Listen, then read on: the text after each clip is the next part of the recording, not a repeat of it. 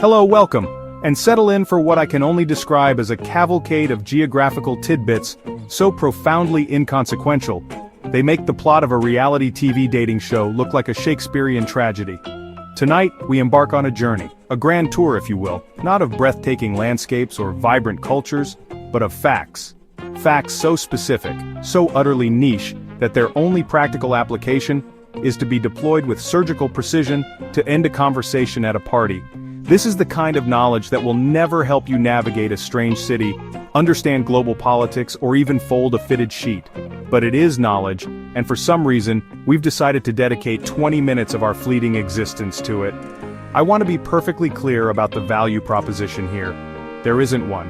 The information you are about to receive will not make you richer, more attractive, or better at your job, unless your job is professional trivia night contestant who exclusively answers questions about lakes and town names. For the rest of you, this is the intellectual equivalent of eating packing peanuts. It fills a space, it has a certain texture, but it offers zero nutritional value, and yet you're here. I'm here. So let's lean into the magnificent pointlessness of it all. Let's learn things that will occupy precious real estate in our brains, pushing out actually useful information like our own social security numbers or the names of our cousins. Geography, as a subject, often gets a bad rap.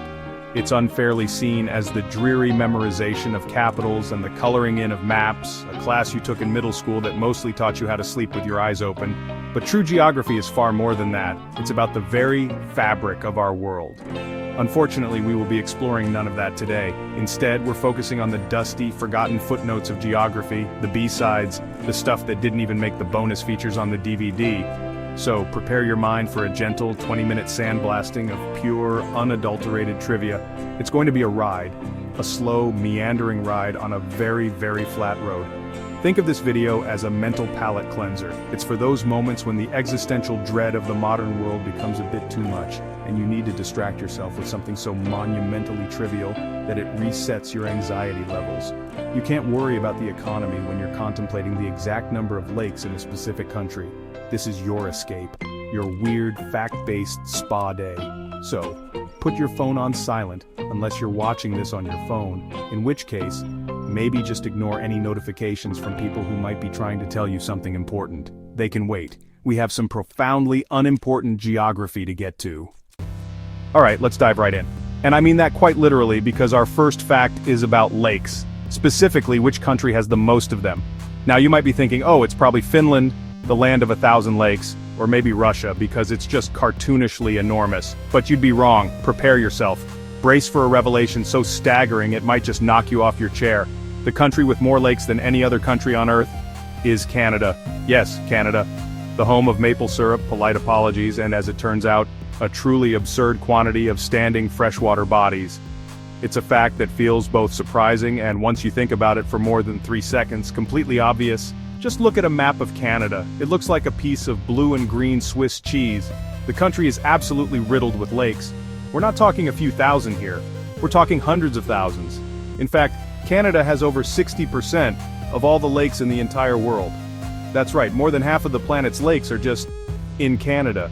It's as if the geological gods were designing the Earth, got to North America, and just sneezed while holding a giant bucket of water. The sheer scale of it is mind-boggling. There are more lakes in the province of Ontario alone than in most other countries combined. It's an almost comically disproportionate distribution of lacustrine real estate. And yet, and this is the crucial part, what are you supposed to do with this information? Seriously, imagine you're at a dinner party. The conversation has hit a lull. You clear your throat, lean in conspiratorially and announce, "Fun fact everyone, Canada has more lakes than the rest of the world combined." What happens next? A brief, polite silence. Someone might say, "Oh, huh." And then, immediately, someone else will change the subject to anything more interesting. So, they'll say, "Has anyone seen that new show about the troubled detective with a dark past?" Because frankly, that's a more engaging topic than Canada's hydrographic dominance. This fact is the epitome of information that is technically true but functionally useless. It's not going to help you get a mortgage, it won't make your commute shorter, it won't even make you sound smarter, just more specific. It's like knowing the exact number of rivets in the Eiffel Tower. It's impressive in a deeply nerdy way, but it has no bearing on your actual life. So there you have it, Canada, full of lakes, an astonishing world-beating number of them. Now please, try to forget that as quickly as possible because it will only take up space in your brain that could be used for remembering where you parked your car. Let's move on. Our next geographical oddity takes us across the Atlantic to the serene, fjord-filled landscapes of Norway. A country known for its stunning natural beauty, its progressive social policies, and its deep, abiding love of very expensive sweaters. But nestled within this picturesque nation is a small village with a name that is, shall we say, a touch less wholesome than the rest of its surroundings. Because in the central part of Norway, there is a place, a real, honest-to-goodness municipality, called Hell. Yes, Hell, spelled H-E-L-L. It's a place you can find on Google Maps. You can book a train ticket to Hell. You could, theoretically, mail a postcard from Hell. The name, of course, has nothing to do with the fiery underworld of eternal damnation. That would be far too interesting. The reality is much more mundane, as it always is. The name Hell in this context derives from the Old Norse word Hellir, which means overhang or cliff cave. The town is even known for a local landmark, a sign at the train station that reads Hell God's Expedition, which is an archaic spelling for freight terminal. So, the sign essentially translates to Hell Cargo Handling. It's less a portal to the abyss and more a place where you might pick up a package from IKEA. It's a classic case of a linguistic coincidence that has provided endless, low-hanging fruit for bad jokes. And speaking of jokes, the town's residents have a dry sense of humor about it all. The local tourism slogan is, quite brilliantly, "Welcome to Hell." They lean into it. But the real punchline, the truly perfect deadpan joke that nature itself has provided, is the weather. Because Hell, Norway, is, like much of Scandinavia, not exactly a tropical paradise. During the winter, temperatures in Hell regularly plummet. It is not uncommon for the town to freeze over completely. So yes, every single year, without fail, you can accurately and truthfully make the statement, Hell has frozen over. A phrase meant to signify the impossible has become an annual meteorological report for a small Norwegian village. And that right there is the kind of quiet, understated comedy that makes geography so wonderful. It's a fact delivered with a perfectly straight face. There's a place called Hell, and it gets very, very cold. There's no grand punchline, no rim shot, just the simple, absurd reality of it.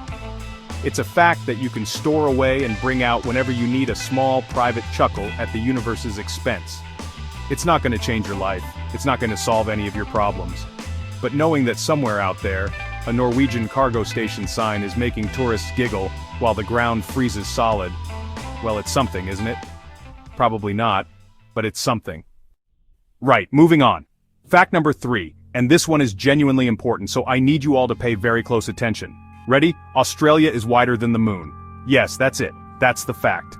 The vast, sun-scorched expanse of land, primarily known for its aggressive fauna and a national obsession with putting beetroot on hamburgers, is wider from east to west than the celestial body that governs our tides and provides a romantic backdrop for werewolves. It's a staggering piece of information, one that should fundamentally alter your perception of both cartography and space. You're welcome. Now let's unpack this for a moment. The moon's diameter is about 3,474 kilometers. Australia, from its westernmost point to its easternmost point, stretches for roughly 4,000 kilometers. That's a difference of over 500 kilometers. You could fit the entire country of Spain in that gap, and still have room for a moderately sized existential crisis. This isn't just a fun little tidbit, this is the kind of knowledge that wins pub quizzes and silences dinner party conversations. It's the sort of fact you drop right before you mic drop a breadstick and walk away, leaving everyone to question their place in the cosmos.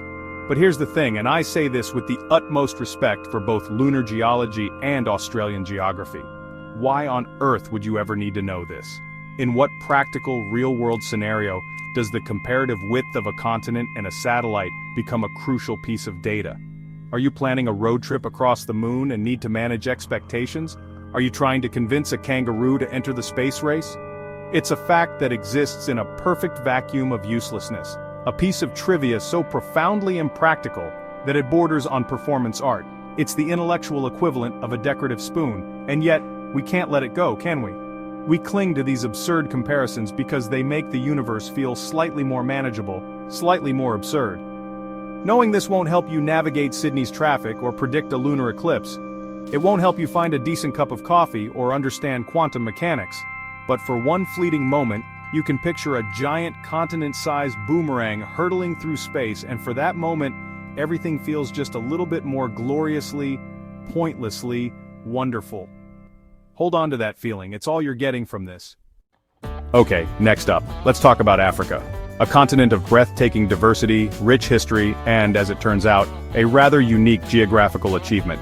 Because, and please try to contain your astonishment, Africa is the only continent on Earth that lies in all four hemispheres. That's right, the northern, the southern, the eastern, and the western. Africa is the planet's ultimate overachiever, ticking every single hemispheric box like it's filling out a cosmic census form. It's the geographical equivalent of that one kid in school who was captain of the debate team, the football team, and also somehow, the chess club. Think about it. The prime meridian, the line of 0 degrees longitude that separates east from west, slices right through the western part of the continent. Meanwhile, the equator, the line of 0 degrees latitude separating north from south, cuts across the middle. This intersection happens just off the coast of Ghana, creating a cartographical sweet spot, a point of pure geographical indecisiveness. Most continents are content to pick a couple of hemispheres and stick with them. North America, north and west. Done. Australia, south and east. Simple. But not Africa. Africa had to have it all, greedily straddling the globe's primary axis. Now this is a fantastic piece of information. It's neat, it's tidy, it's undeniably true. But let's be brutally honest with ourselves for a second. While knowing that Africa is in all four hemispheres is intellectually satisfying in a very specific, nerdy way, it has absolutely zero impact on your day-to-day life. It will not help you assemble IKEA furniture. It will not help you remember your partner's birthday. It will not, under any circumstances, help you figure out where you left your car keys. They're probably in your other jacket, by the way. Go check. We'll wait. So why do we even care? We care because it's a beautiful, simple truth in a world that is often complicated and messy. It's a reminder that the lines we draw on maps, these arbitrary divisions of our world into neat little boxes, are just that, human constructs. Africa's very existence defies simple categorization. It's a testament to the planet's magnificent indifference to our need for order. So the next time you're lost, you can take comfort in the fact that at least an entire continent has its coordinates perfectly sorted out. You, however, are still late for your dental appointment. Alright, let's venture into the deep, dark, and profoundly empty parts of our planet. There is a place in the Pacific Ocean known as Point Nemo. Its official name is the Oceanic Pole of Inaccessibility, which sounds like something a Bond villain would name his summer home. This point is, quite literally, the middle of nowhere. It is the single spot on Earth that is farthest from any piece of land. It is the geographical champion of social distancing, a title it has held long before it was cool. It's so isolated that the nearest people are often not on Earth at all. That's not a joke. The closest human beings to Point Nemo are frequently the astronauts orbiting 400 kilometers above in the International Space Station. The nearest terrestrial locations, Ducie Island, Motu Nui, and Maher Island, are all over 2,688 kilometers away. That's like driving from New York City to Denver, and the entire time seeing nothing but water, more water, and then, for a change of pace, some slightly different water. It is the ultimate expression of oceanic solitude. It's the ocean's quiet, contemplative corner, where it goes to think about its life choices and listen to sad indie music. The name Nemo itself is a nod to Captain Nemo from Jules Verne's. It's also Latin for no one, which is fantastically if depressingly accurate. This region is so remote and lacking in nutrients that very little life exists there. It's essentially a marine desert. And because it's so far from humanity, it has become the designated spacecraft cemetery. Old satellites and space stations, including the former Russian space station Mir, have been intentionally crashed here. It's a graveyard for our celestial ambitions resting at the bottom of the world's loneliest spot. So, what is actually Point Nemo? What great secret? What mysterious monolith? What sunken city awaits the intrepid explorer who finally reaches this mythical place? Well, I'll tell you, it's ocean, just more ocean. There's nothing there, absolutely nothing. It's the geographical equivalent of opening a beautifully wrapped gift box to find a note inside that says, "The real gift was the box." It's a profound anticlimax. And that in itself is the whole point. The most inaccessible place on Earth is not a place at all, but simply an absence of them. And now you know. Don't you feel better? No? Me neither. Right, let's move on to the United States, a country that, much like a toddler explaining the rules to a game they just invented, often makes no sense whatsoever. Case in point, Alaska. It is simultaneously the westernmost state and the easternmost state in the entire country. And I know what you're thinking, John. That's impossible. That's like saying my uncle is both the life of the party and also hiding in the coat closet crying. It can't be both. But it is. It absolutely is. This isn't some philosophical koan designed to make you question the nature of reality. It's a cold, hard, geographical fact that feels like it was written by M.C. Escher after a particularly confusing brunch. So how, you may ask, can one place occupy two diametrically opposed superlatives? It's a question that sounds like it should be posed by a wizard in a cave, not a geography teacher with a regrettable elbow patch blazer. The answer, as it turns out, lies with a miserable-sounding chain of islands called the Aleutians. These islands, which are technically part of Alaska, stretch so far out into the Pacific Ocean that they actually cross the 180-degree meridian of longitude, the line that separates the eastern and western hemispheres. It's the geographical equivalent of reaching so far for the remote that you accidentally poke yourself in the back. And that's it. That's the whole trick. The Semi-Sopochnoi Island, which is a fantastic name for a place that sounds like it was named by someone falling down the stairs, is technically in the eastern hemisphere, making it the easternmost point in the United States. Meanwhile, the Aleutians also contain the westernmost point because, well, look at them, they just keep going. It's a loophole. A cartographic loophole. It's the kind of technicality that a particularly smug lawyer would bring up in court to get their client off, and the judge would have to begrudgingly agree while silently cursing the very concept of longitude. So there you have it. Alaska is playing four-dimensional chess with the rest of the country's geography. It looks at Maine with its quaint little lighthouses and its pathetic claim to being the easternmost point, and it just laughs a hearty, frozen laugh. It's a fact that is deeply, deeply unsatisfying because it feels like cheating. It's the geographical equivalent of winning a race because you started on the other side of the finish line. It's clever, yes, but it's also profoundly irritating, which, now that I think about it, is a pretty good summary of the entire United States. Okay, deep breath. Sometimes, the universe offers up a comedic gift so perfect, so exquisitely juvenile, that to add any commentary at all would be to gild the lily.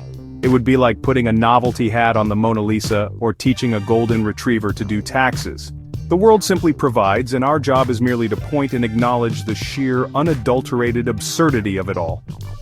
So with that in mind, allow me to present our next fact with the deadpan reverence it so richly deserves. There is a town in Newfoundland, Canada, and its name is Dildo. Yes, Dildo, D-I-L-D-O. It's a real place with real people who presumably have to give their address to customer service representatives over the phone, a Sisyphean task if ever there was one. Imagine trying to book a flight, or order a pizza, or report a crime. Yes, hello, I'd like to report a break-in. Certainly, sir, and what's the address? And then you just have to say it. You have to look the world in the eye and state with unwavering conviction that you live in Dildo. The ensuing silence on the other end of the line must be deafening, a vast expanse of disbelief and poorly suppressed giggles. Now you might be thinking, surely John, this is a recent development, a prank that got out of hand, a lost bet from the 1970s. But no, oh no, the name Dildo has been on maps since at least 1711. That's not a typo. 1711. That means for over 300 years, people have been sailing past, looking at their charts and saying, "Ahoy, Captain, it appears we're approaching the Dildo arm of the bay." And the captain would just have to nod grimly and say, "Aye, that we are. Brace yourselves, men. And for God's sake, try to keep a straight face." The residents, to their immense credit, have leaned into it. Their local brewery is the Dildo Brewing Company. Their mascot is a Capeland fish named Captain Dildo. They are a people of profound fortitude, and one assumes an unshakable sense of humor. Because you'd have to. You would absolutely have to. Living in a place with a name that sounds like it was chosen by a 14-year-old boy requires a level of Zen patience that most of us can only dream of. So let's just take a moment to appreciate Dildo, Newfoundland. A place that proves, once and for all, that Canada is far, far more interesting than its reputation suggests. From a name that is, shall we say, memorable, we now journey to a name that is almost aggressively minimalist. It is the geographic equivalent of a single stark piece of modern art in an otherwise empty gallery. I am talking, of course, about the shortest place name in the world. It is one letter long, and that letter is A. Yes, just A.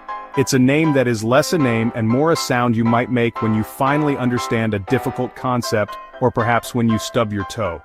A. There are, in fact, several villages with this name, found in both Norway and Sweden. Now on the surface, this is just a neat little piece of trivia. Oh, how quaint, you might think, how efficiently Scandinavian. And yes, it is. But think about the practical implications of living in a town called A. Specifically, think about trying to find it on the internet. Go ahead. Open a new tab and try to Google A, just the letter. The search engine will look at you with the digital equivalent of a confused dog tilting its head.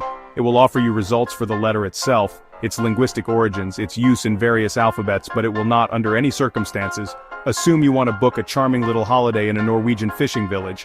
This is a genuine modern-day problem for the residents and for anyone interested in visiting the place. It's a town that is, in essence, ungoogleable. It is SEO-proof. It is the ultimate digital black hole. You can't search for hotels in A, you can't look up restaurants in A, you have to type things like Village A with a circle over it Norway, which feels less like a search query and more like a desperate plea for help. It's a name that was perfectly functional for centuries, until the invention of the search algorithm rendered it utterly, hopelessly impractical. And you have to feel for them. The tourism board of A must be tearing their hair out. How do you market a place that the primary tool of modern human discovery literally cannot comprehend? It's a beautiful, tragic irony. In a world obsessed with brevity, with tweets and texts and acronyms, here is a name that is the absolute pinnacle of shortness, the undisputed champion of conciseness, and it's been completely kneecapped by the very technology that ought to celebrate it. So remember A, the town that brevity forgot, or more accurately, the town that Google forgot. Right, gather round because here's a fact you can whip out at your next incredibly tedious dinner party to make yourself seem worldly and fascinating. Are you ready? The Sahara Desert is larger than the entire contiguous United States. Yes, that's right. That vast expanse of sand, rock, and occasional disappointed scorpion is bigger than the land of the free and the home of the brave, minus Alaska and Hawaii, which, let's be honest, are already doing their own thing. You can take the entire landmass from California to New York, from Texas to Minnesota, and plop it right into the middle of northern Africa, and you'd still have room for a respectable amount of additional, sand. It's an absolutely staggering thought, isn't it? Think about that for a moment. You could drive for days across the United States, passing through countless cities, forests, and Waffle House locations, and that entire journey could be replicated within a single, continuous, and frankly quite monotonous desert. The sheer scale is mind-boggling. It's like finding out your garden shed is actually larger than Luxembourg. It's a geographical fact that feels like a statistical error, a cosmic typo that someone forgot to correct. The Sahara isn't just a big sandbox, it's a sandbox that has completely lost all sense of proportion and is now just showing off, swallowing up an area roughly equivalent to the world's third largest country. It's the geographical equivalent of that one person who always has to have the biggest portion at the buffet. So, you deploy this fact at your gathering. You see the impressed, slightly bewildered faces of your fellow guests. Wow, they'll say, I never knew that. And in that moment, you'll feel a brief, fleeting sense of intellectual superiority. But then the follow-up question inevitably arrives. So what? And that's the rub, isn't it? What is the practical application of this knowledge? Does knowing the Sahara could comfortably house the entirety of America's interstate highway system help you pay your taxes? Does it make your commute any shorter? No, of course not. It's a completely useless, albeit massive piece of information. It's the kind of fact that is impressive in its scale, but utterly devoid of function. And frankly, what kind of party are you even at where this is the highlight of the conversation? Oh, Margaret, that's a fascinating point about post-war economic policy. But did you know that the Sahara Desert is larger than the United States?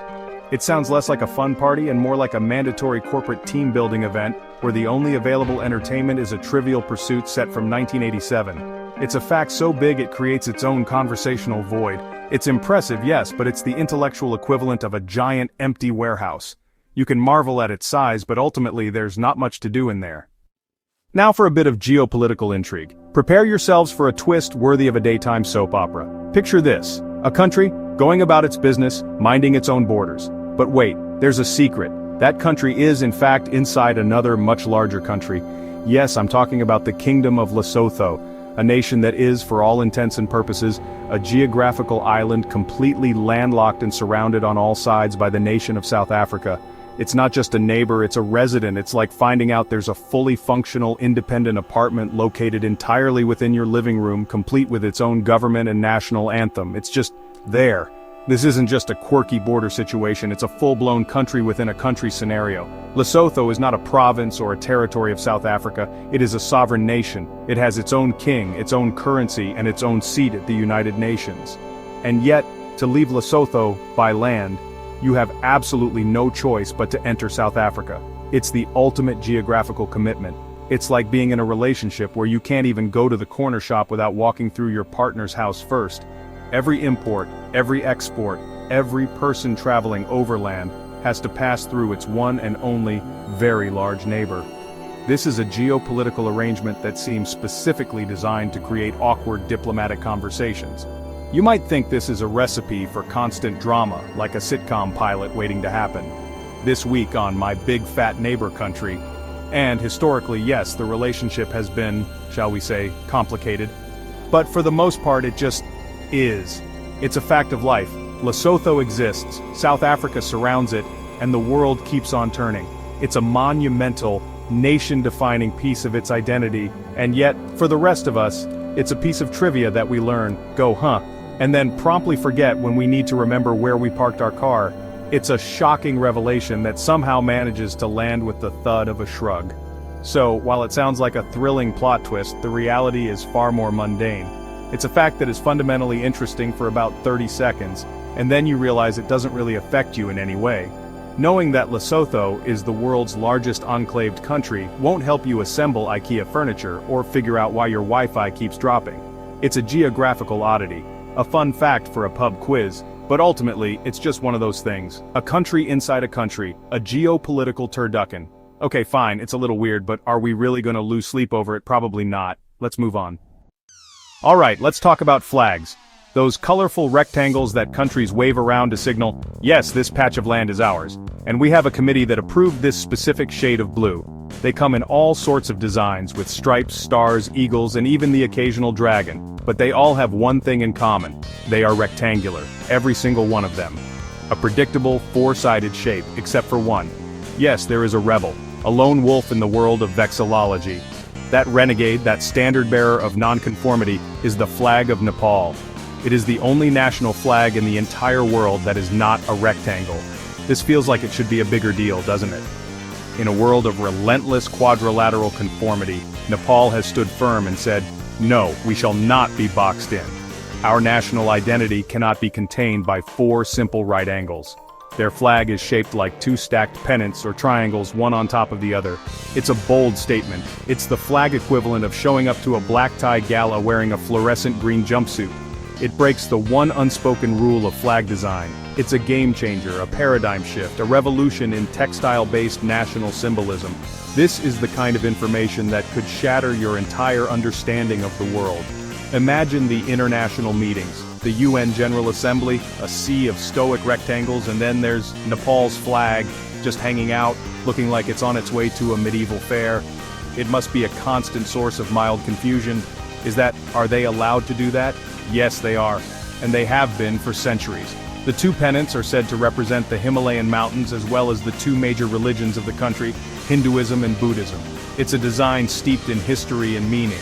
It is objectively a very cool flag. It has character, it has flair, it has more than four sides. It's a true original. But, and you knew there was a but coming, let's be absolutely honest with ourselves for a moment. Does this groundbreaking, rule-defying fact actually change anything? No. Not really. Your life is exactly the same as it was 30 seconds ago before you knew this. Knowing that Nepal's flag is shaped like two triangles won't make your coffee taste better or get that annoying song out of your head. It's a fantastic piece of trivia, a gold star fact for the geographically inclined. But it's not a game changer. It's just a flag. A uniquely shaped, historically significant, and aesthetically pleasing flag, sure. But at the end of the day, it's still just a flag. A cool one though, we'll give it that. Right, let's move on. Our next geographical oddity takes us to Turkey, a country rich with history, stunning landscapes, and apparently a penchant for naming things in a way that will inevitably cause confusion for comic book fans. Because yes, it's true, there is a city in Turkey called Batman. And before your mind immediately jumps to a gruff, gravelly-voiced vigilante brooding on a gargoyle. Let me stop you right there. This isn't a place where the mayor communicates with law enforcement via a giant spotlight in the sky. It's a city, a provincial capital in the southeastern Anatolia region of Turkey, and its existence predates the Caped Crusader by a considerable margin. So any connection is purely, and I must stress this, disappointingly, coincidental. Now, I know what you're thinking. You're thinking, John, there has to be a joke here. A low-hanging piece of fruit just begging to be plucked. And you're right. The temptation to imagine the city council meetings being interrupted by a man in a rubber suit yelling, "I'm Batman," is almost overwhelming. But we are better than that. We are going to resist the urge to make a lazy superhero joke. We will not speculate on whether the local river, the Batman River, is where the Batmobile gets its oil changed. We will absolutely not wonder if the local football team, Batman Petrolspor, has a bat-shaped logo. Which for the record they do, but that is entirely beside the point. We are exercising restraint. The name Batman likely comes from an ancient unit of measurement or possibly from the nearby Batman River, whose name's origin is itself a topic of some debate among people who have, frankly, far more time on their hands than you or I. The point is, it has absolutely nothing to do with a billionaire orphan who dresses up like a nocturnal mammal to punch clowns in the face. It's a regular city with regular people going about their regular lives, probably quite tired of tourists asking where they can find the Batcave. And, honestly, can you blame them? Imagine living in a place called, say, SpongeBob, Wyoming. The novelty would wear off very, very quickly, I assure you.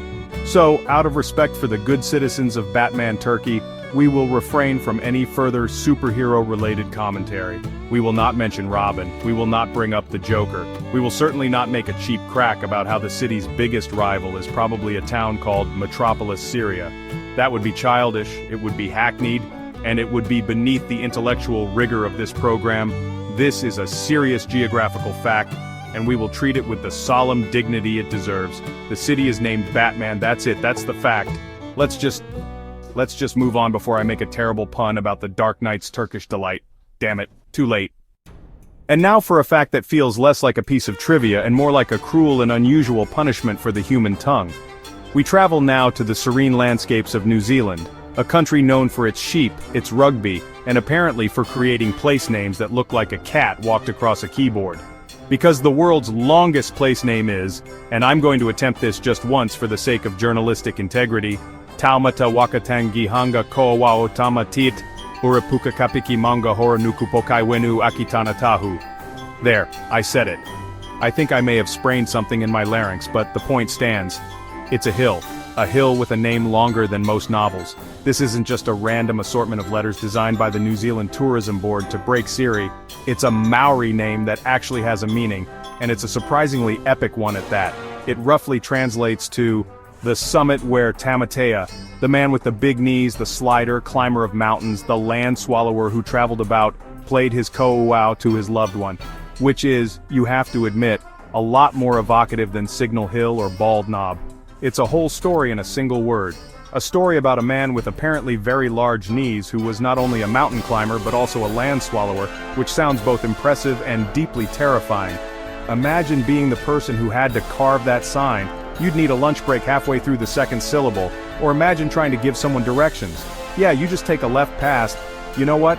Just follow the really, really long sign. You can't miss it. It stretches for about 1/4 of a mile. It's the ultimate geographical flex. Other places might have a mountain, but New Zealand has a mountain with a built-in epic poem for a name. It makes every other place name on Earth seem lazy and uninspired. Paris, pathetic. London, utterly devoid of effort. Try harder, rest of the world. Try having a name that requires its own instruction manual. Frankly, after attempting to pronounce that, I feel a deep and profound exhaustion. It's a name that demands respect, not because it's long, but because it's a testament to the sheer audacity of language.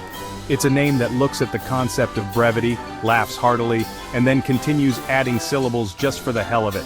It's the Moby Dick of place names, vast, intimidating, and you feel a sense of weary accomplishment just by getting through it. And now if you'll excuse me, I need to lie down in a dark room and think about simple one-syllable words for a while. Like hill, or pain. Alright, let's pull ourselves together for our next fact, which takes us from the terrestrial to the celestial, only to immediately bring us crashing back down to Earth with a geopolitical thud. Here it is. The nation of Russia, our planet's largest country by landmass, has a larger surface area than the dwarf planet Pluto. Yes, you heard that correctly. An entire celestial body, a former planet that held a special place in our hearts and our solar system mnemonics, is smaller than one single, albeit very large, country. It's like finding out your garden shed is bigger than the Isle of Man. It's just fundamentally unsettling. Think about that for a moment. All of Pluto, with its heart-shaped glacier, its icy mountains, and its 5 moons, could comfortably fit inside the borders of Russia with room to spare.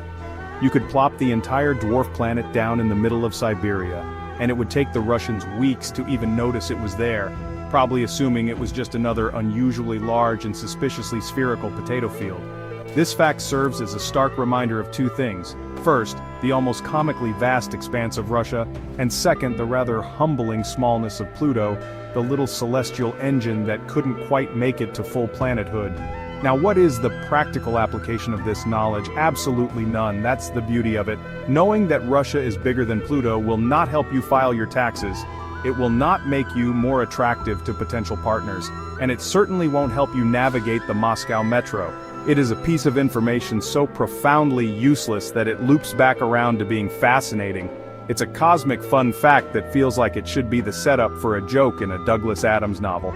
It's the kind of trivia you bring up at a party to make everyone slowly back away while questioning your grasp on relevant information. But it does put things into perspective, doesn't it? We spend so much time looking up at the stars, pondering the vastness of space and our own insignificance, and yet, right here on our own little blue marble, there's a single political entity that outsizes a world. It's a geographical mic drop. It's Russia looking up at the solar system, pointing at Pluto and saying, "You call that a surface area?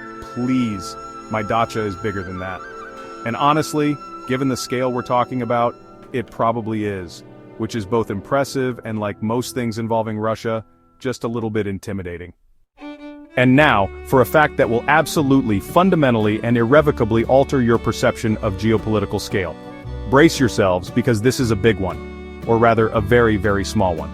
The smallest country in the world, the absolute featherweight champion of sovereign states, the nation that could fit inside a moderately sized shopping mall with room to spare for a food court and a disappointing arcade, is Vatican City. Yes, that Vatican City. The one with the Pope, the fancy hats, and enough priceless art to make a dragon's hoard look like a yard sale. It's so small you could probably jog its entire border during a commercial break. It's the international equivalent of that one tiny apartment that's technically a separate address but really should just be part of the building next door. Now I know what you're thinking. John, that's incredible. A whole country, a member of the global community smaller than Central Park. And you'd be right, it is on paper a mind-boggling concept. A state with its own government, its own laws, its own post office, and a population that would struggle to fill a high school auditorium. It's a geopolitical anomaly, a historical leftover that somehow survived into the 21st century.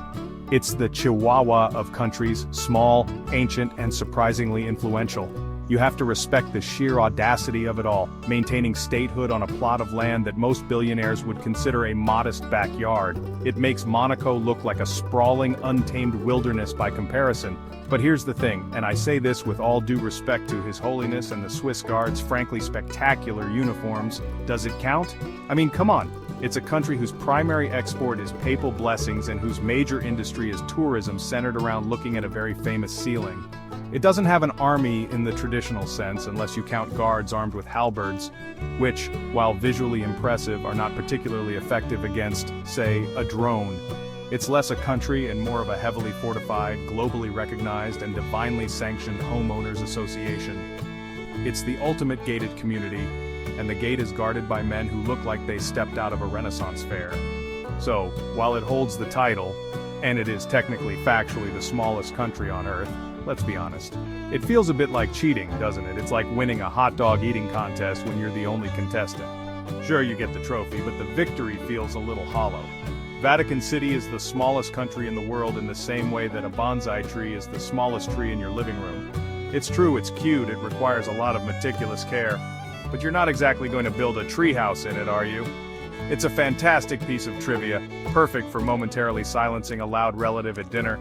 but its real-world impact on your life is, and I say this with mathematical certainty, absolutely zero. Moving on. Prepare for a geographical revelation that will have you on the edge of your seat, a place so uniquely named, so evocatively titled, that it has become a legend in the annals of uninspired nomenclature. I am, of course, referring to the town of Boring in the great state of Oregon. Yes, you heard me correctly. There is a place on this earth, a place where people live and work and presumably file their taxes, called Boring. And let me tell you, it is a name that promises a certain experience, and by all accounts, it delivers on that promise with a spectacular lack of fanfare. It's not just a name, it's a mission statement. It's a commitment to a certain brand of unwavering, unapologetic tedium.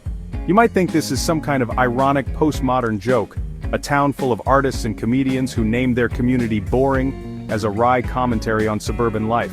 But no, it was named after a Civil War veteran named William H. Boring, which is, in itself, a fantastically boring origin story.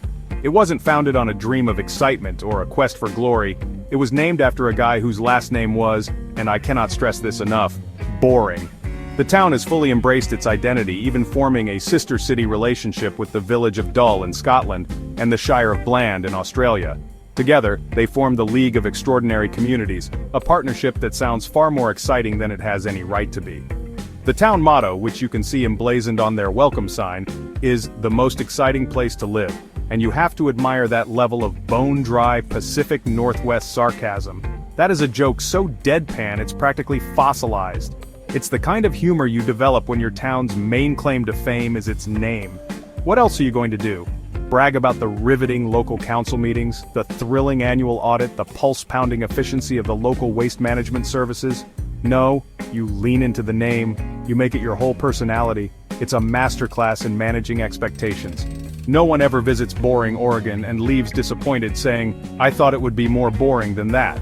So, yes, there is a town called Boring. A place that stands as a monument to the mundane, a testament to the beautifully uneventful. It's a geographical fact that is, itself, kind of boring. But in its profound, unwavering commitment to its own name, it becomes something more. It becomes a quiet hero for all of us who have ever looked at our weekend plans and thought, yes, a solid 8 hours of organizing my sock drawer sounds just about right. Boring. Oregon isn't just a place, it's a spiritual destination for anyone who finds true joy in the absence of drama. And there's something weirdly, wonderfully, and dare I say, uninteresting about that. Alright, let's take a journey to a place of extremes, a location so fundamentally low that everything else is, quite literally, looking down on it. We're talking about the Dead Sea, the body of water that holds the prestigious, if slightly depressing title of being the lowest point on the surface of the Earth. Its shores are over 430 meters, or 1,412 feet, below sea level. That's not a typo. It's so low that if you were to stand on its beach, you'd be closer to the Earth's core than someone standing on a beach pretty much anywhere else. It's the planet's geographical basement, the place where all the forgotten bits of land seem to have settled. It's the ultimate low achiever. This isn't just a quirky little dip in the landscape, this is a serious geological depression. It's a place where the laws of swimming are casually rewritten. The water is so incredibly salty, almost 10 times saltier than the ocean, that you can't sink. You just float. You can lie back, read a newspaper, and bob around like a human cork. It sounds relaxing, but it's also nature's way of telling you, don't even try to swim here, just lie still and contemplate your buoyancy. It's less of a sea and more of a giant, naturally occurring isolation tank. A vacation spot for people who find the concept of treading water just a little too strenuous and demanding. And what a vacation it is. Honey, for our anniversary this year, I'm taking you somewhere truly special. A place with no fish, no plants, and where a single drop of water in your eye feels like a chemical burn. We'll go to the lowest place on the entire planet. It's a tough sell, isn't it? The Dead Sea is essentially a hypersaline, mineral-rich puddle in the middle of a desert. People flock there to cover themselves in its famous black mud, walking around looking like they've just lost a fight with an octopus in an ink factory. It's a spa day that requires you to look your absolute worst in the lowest place possible.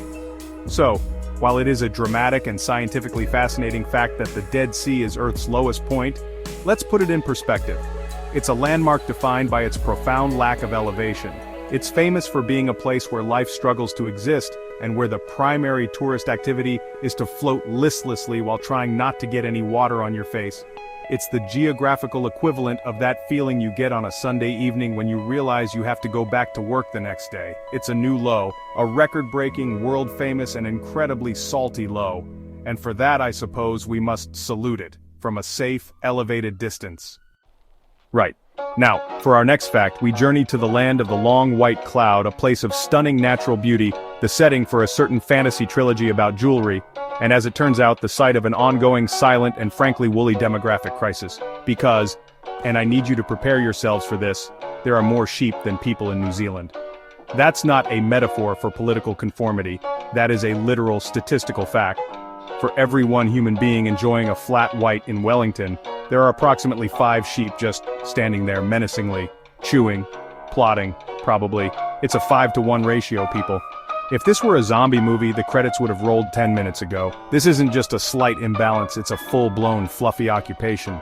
Think about what that means for the country's social fabric. Imagine going to a parent-teacher conference and the teacher says, well, little Timmy is doing fine, but we are a bit concerned about Bartholomew. He keeps eating the school's lawn and frankly, his fleece is a fire hazard. This isn't a quirky factoid, it's a national security issue being ignored by the world. Where is the UN on this? Where are the strongly worded letters? The international community has been silent for too long while this quiet, pastoral coup unfolds. It's a ba-dee situation. No, I'm not apologizing for that. The sheep have taken enough from us and look, I get it.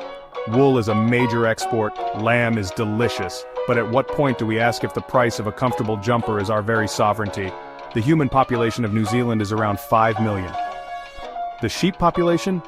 It's hovering around 25 million. That's more than the entire population of Australia, but with significantly more fleece and an unnerving herd mentality. This isn't a country with a large sheep industry anymore, this is a sheep colony with a small, tolerated human minority. They're just letting the humans run the government for now because they haven't figured out how to operate doorknobs yet, but it's only a matter of time, so yes, more sheep than people in New Zealand. A fact that sounds charming until you think about it for more than 3 seconds, at which point it becomes deeply, deeply unsettling. It's like finding out your charming new neighbor has a collection of 500 identical garden gnomes in his basement. At first you think, oh how quirky, then you start locking your doors and wondering if they move when you're not looking. The sheep are watching New Zealand.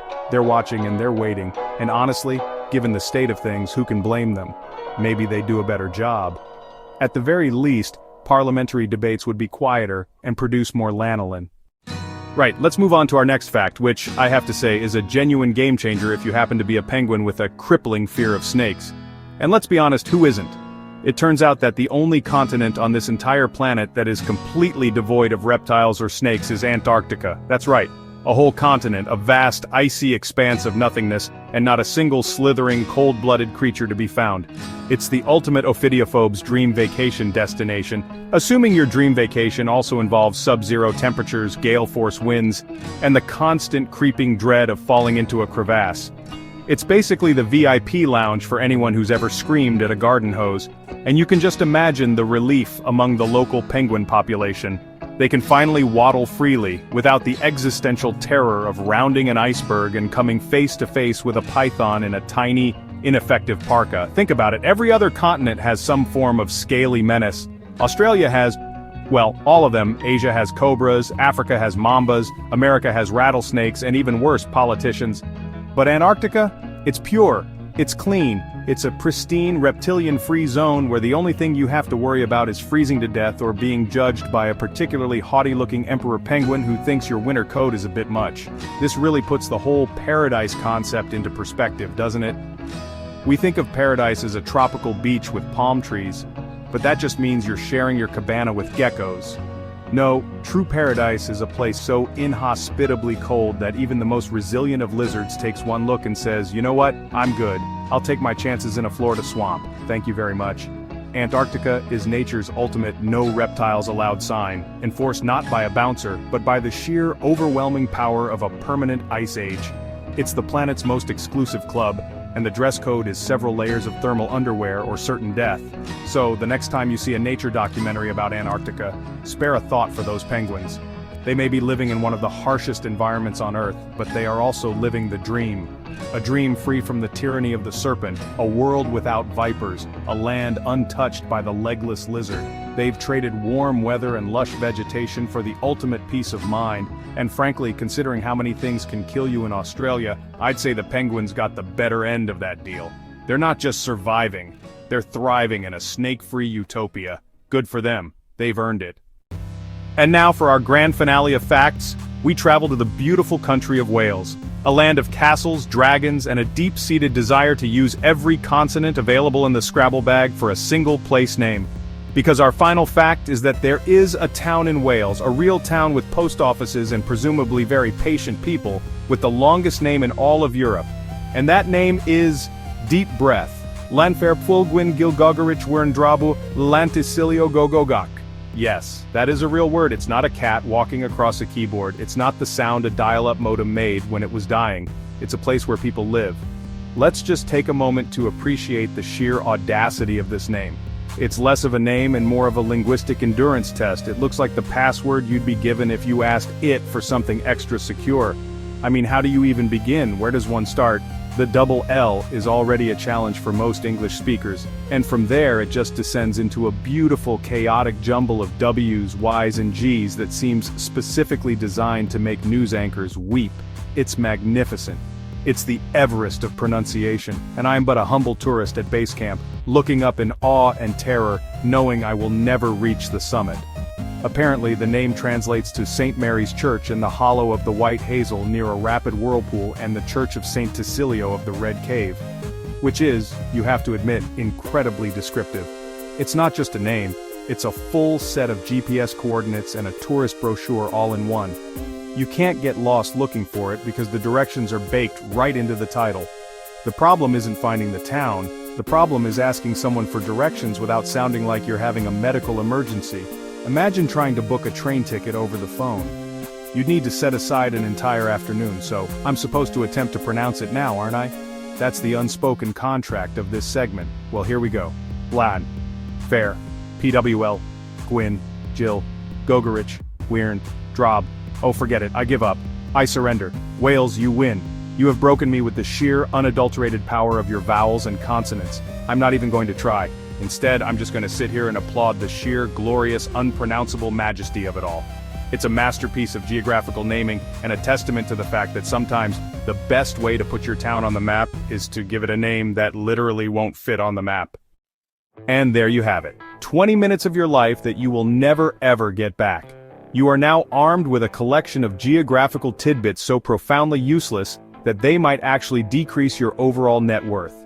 You know that Russia is bigger than Pluto, that penguins in Antarctica don't worry about snakes, and that a town in Wales has a name that looks like a printer test page. Congratulations. You have successfully wasted a portion of your finite existence on this planet learning facts that will help you in precisely 0 real-world situations, unless you find yourself in a very, very specific pub quiz, in which case, you're welcome. But why stop here?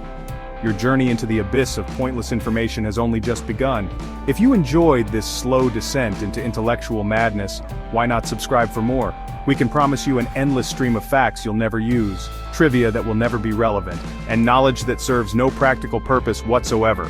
Hit that button and join us as we explore the outer fringes of human curiosity, finding answers to questions that absolutely no one was asking.